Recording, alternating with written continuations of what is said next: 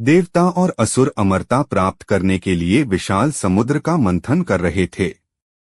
मंदराचल पर्वत को मथानी और वासुकी नाग को रस्सी बनाकर समुद्र मंथन शुरू हुआ। पूरा ब्रह्मांड इस अद्भुत घटना को देख रहा था और समुद्र में विशाल लहरें उठ रही थीं।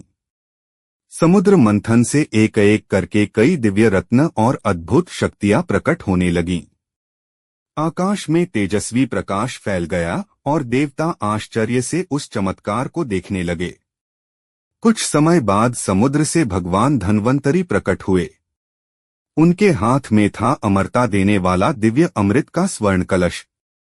अमृत को देखते ही देवता और असुर दोनों उसे पाने के लिए उत्साहित हो उठे।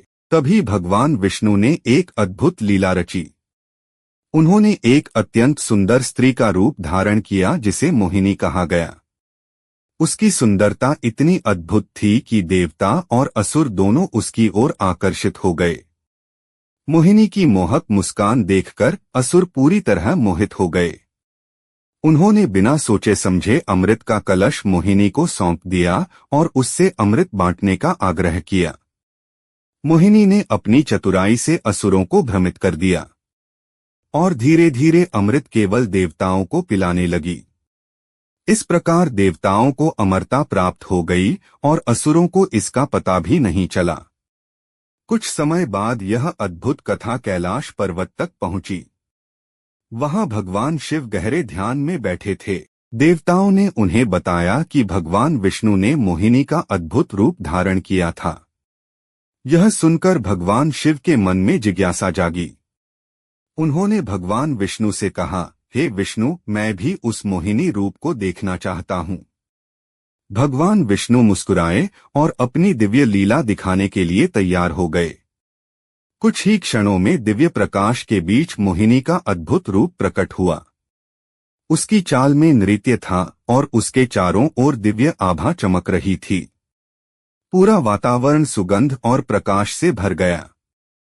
मोहिनी की अद्भुत माया देखकर भगवान शिव भी कुछ समय के लिए उस दिव्य आकर्षण से प्रभावित हो गए।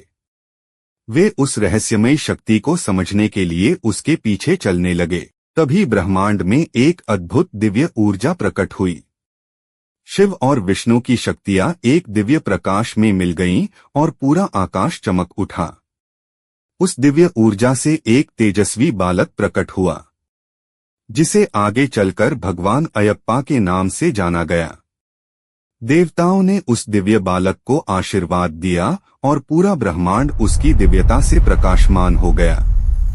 और इस प्रकार शिव और विष्णु की यह अद्भुत लीला आज भी सनातन धर्म की सबसे रहस्यमयी और पवित्र कथाओं में से एक मानी जाती है।